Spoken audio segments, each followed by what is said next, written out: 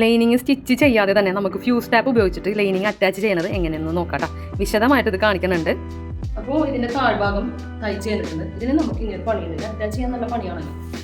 സൈഡൊക്കെ മുക്കി പൊടിച്ച് വളരെ പണിയുള്ള കാര്യമാണ്. അതിന് നല്ല നമുക്കൊരു തേക്കുന്നൊരു ഷീറ്റ് അതെ. ഇത് ഈ മുത്തുകളൊക്കെ നമുക്ക് കൊടുത്ത് പറയാം. എന്നിട്ട് നമുക്കിത് കനത്തിലൊന്ന് വിരിച്ചിട്ട് കൊടുക്കണേ. ഇത് നമ്മൾ ചെയ്യേണ്ടത് വെട്ടി വെച്ച കയ്യിൻ്റെ പീസ് എടുക്കാം. അതിനു മുമ്പ് ഒന്ന് തേപ്പട്ടി ഓൺ ചെയ്ത് കൊടുക്കാം. എന്നിട്ട് നമ്മൾ ചെയ്യേണ്ടത് വളരെ പെട്ടെന്ന് ബിഗ്നേഴ്സിനൊക്കെ വളരെ ഉപകാരമുള്ളൊരു സംഭവമാണ്.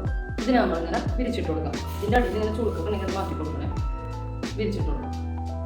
എന്നിട്ട് നമ്മൾ ഇതിന് മുകൾ ഭാഗത്ത് ഫ്യൂസ് ടാപ്പ് എന്ന് പറയുന്നത് അതിന് മിക്കവർക്കും അറിയാൻ പറ്റുമോ ഇതിനാ. ഇത് ഷീറ്റ് ചെറിയ ചെറിയ വീതിയുള്ളതുണ്ട്, അത് വേണ്ട. ഇത് നമ്മൾ ഈ ലൈനിങ്ങിൻ്റെ അളവിൽ നമുക്ക് മുറിച്ചെടുക്കാം. വളരെ പെട്ടെന്ന് ഇതിലോട്ട് ഇങ്ങനെ അറ്റാച്ച് ചെയ്ത് പോകുന്ന സംഭവമാണ് കേട്ടത്. അലട്ട് പോകും നമ്മൾ ഇതിനനുസരിച്ച് തന്നെ. നമ്മൾ ഇതിനനുസരിച്ച് വെട്ടിയെടുത്തിട്ടുണ്ടെങ്കിൽ വേസ്റ്റ് ആവില്ല. ഈ അളവിൽ അങ്ങോട്ട് വെക്കുക. എന്നിട്ട് ഇങ്ങനെ വെട്ടിയെടുത്താൽ വേസ്റ്റ് ആയി പോകത്തില്ല.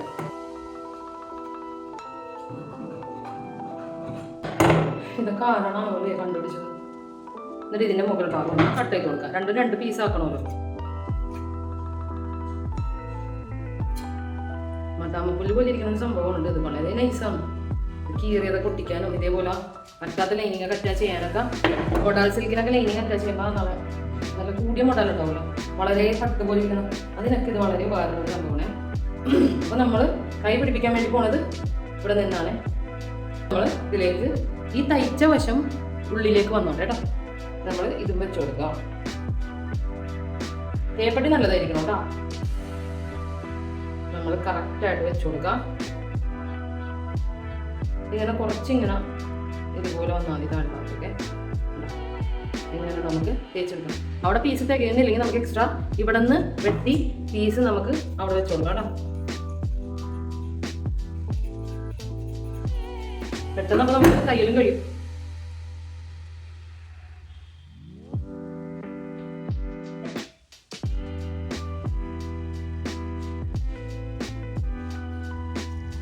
ഇത് നമുക്ക് എവിടെയും കരിയാതെ ഉരുകാതെ തേച്ചെടുക്കാം. നല്ല തേപ്പട്ടി കൂടി ആയിരിക്കണം. ഉള്ളില്ലാത്ത തേപ്പട്ടി വെച്ച് തേച്ചിട്ട് ഇനി ഞാൻ പറഞ്ഞെന്ന് പറഞ്ഞ് ഇത് ചീത്തായി പോകരുത്. ഇത് ഒരു വശത്തേക്ക് തേച്ച് ആ വശത്തേക്ക് മാത്രം തേക്കാം. മറ്റേ തേക്കുമ്പോൾ ഇങ്ങനെ ഇട്ട് തേക്കരുത്.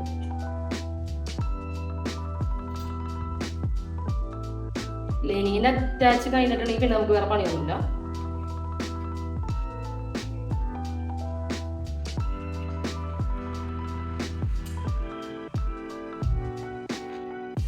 നിങ്ങളെപ്പോലെ തന്നെ എനിക്കും നല്ല പേടിയുണ്ട് തേച്ചെടുക്കാനായിട്ട്. ഈ തേപ്പടി ഇതുവരെ ചതിച്ചിട്ടില്ല, പറയാൻ പറ്റില്ലല്ലോ. നിങ്ങളുടെ ഇനി പറഞ്ഞിട്ട് പണി കിട്ടരുതല്ലോ. എനിക്കിട്ടിട്ട് കല്ലുള്ള ഭാഗത്ത് എടുക്കാൻ പണിയാണ്. നമുക്കിത് കറക്റ്റായിട്ട് വെട്ടണമെങ്കിൽ ഈ സാധനം തേപ്പട്ടി പിടിക്കുകയില്ല. ധൈര്യത്തിന് തേച്ച് പിടിക്കുകയും ചെയ്യാം.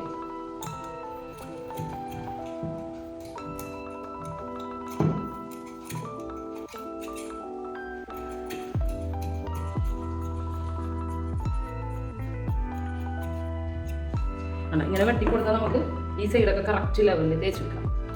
ഇതിലൊന്ന് പിടിച്ചിട്ടുണ്ടെങ്കിൽ പിന്നെ തേപ്പടി മുന്നോട്ട് പോകാൻ പണിയാണ് കേട്ടോ. അതാണ് ഇപ്പോൾ ഈ കാണുന്നത്. ഞാൻ ചേച്ചി മൊത്തം പിടിച്ചു.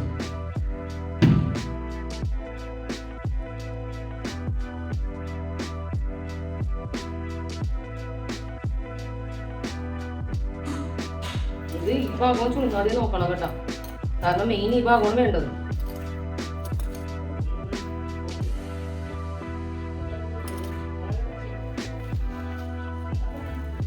ഈ തുണിയിലും കൂടി പിടിച്ച് ബാക്കിയുള്ള പീസുകളൊക്കെ ഉണ്ടല്ലോ. അപ്പോൾ നമുക്ക് അടുത്ത കൈയും ഇതേപോലെ തന്നെ നമുക്ക് തേച്ചെടുത്തിട്ട് വെട്ടി കൊടുക്കണം.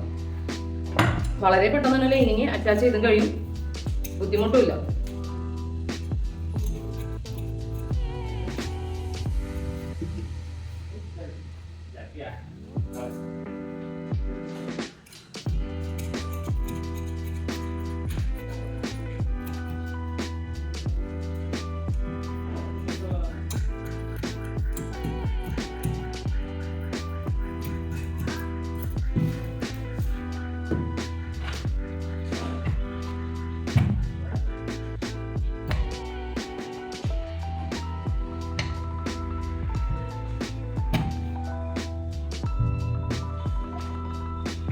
ഇതുണ്ടോ തേപ്പൊട്ടിയിൽ ഒരുക്കി പിടിച്ചേക്കണം.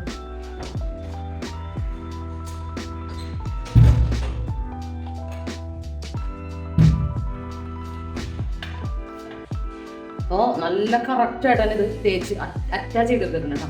നിങ്ങൾക്ക് ബിഗിനേഴ്സിനും വളരെ യൂസ്ഫുൾ ആയിരിക്കുള്ളൂ. ഇനി നമുക്കിത് തയ്ച്ചെടുത്താൽ മതി. തയ്ച്ചെടുക്കുമ്പോൾ ശ്രദ്ധിക്കേണ്ട കാര്യം എന്താണെന്ന് പറയുന്നത്, ഇതിൽ 1 ഇഞ്ചിൽ നമുക്ക് മുത്ത് പൊട്ടിച്ചിട്ട് വേണം ഇനി തയ്ക്കാൻ. അതായത് ഇപ്പോൾ ഒരു തയ്യൽ കുറഞ്ഞ്, കാരണം ഇതിൻ്റെ തയ്യൽ കുറഞ്ഞ് നമുക്ക് ഇനി സാധാരണ ചുരിദാർ അടിക്കണ പോലെ ഉള്ള പണി മാത്രമേ ഉള്ളൂ കേട്ടോ. ഇനി നമുക്ക് കൈ അറ്റാച്ച് ചെയ്യുമ്പോൾ തന്നെ ബോഡിയും അറ്റാച്ച് ചെയ്തെടുക്കാം. വളരെ എളുപ്പം തന്നെയാണ്. നമ്മളിതിങ്ങനെ കറക്റ്റായിട്ട് ഇങ്ങനെ വിരിച്ചിട്ട് കൊടുക്കണം കേട്ടോ.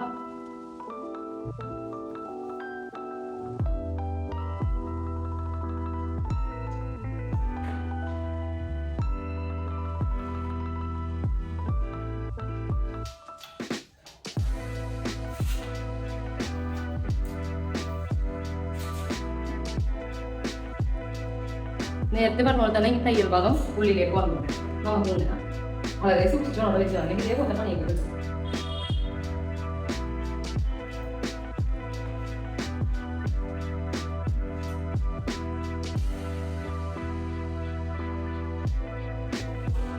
സെന്റർ നോക്കിയിട്ട് നമുക്കിങ്ങനെ പിരിച്ചു കൊടുക്കാം.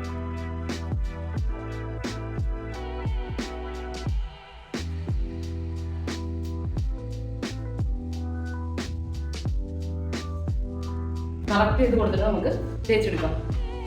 കൈ എങ്ങനെയാണോ തേച്ചെടുത്തത് അതേപോലെ തന്നെയാണ് ബോഡിയും തേച്ചെടുക്കേണ്ടത്. അപ്പോൾ എൻ്റെ വീഡിയോ കണ്ടിട്ട് ഇഷ്ടപ്പെട്ടാൽ ലൈക്ക് ചെയ്യാനും ഷെയർ ചെയ്യാനും സബ്സ്ക്രൈബ് ചെയ്യാനൊന്നും മറക്കരുത്. വീണ്ടും നല്ലൊരു വീഡിയോ ആയിട്ട് വരുന്നവരെ താങ്ക്സ് ഫോർ വാച്ചിങ്.